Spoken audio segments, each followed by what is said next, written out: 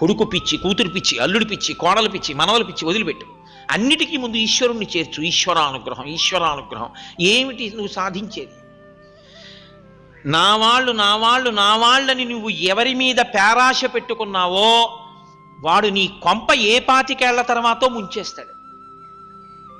నేను పరమ యథార్థం చెప్తున్నాను. కొడుకు కొడుకు కొడుకు కొడుకని పేరాశ పెట్టుకుని పిచ్చెక్కిన వాళ్ళు నాకు తెలుసా అండి?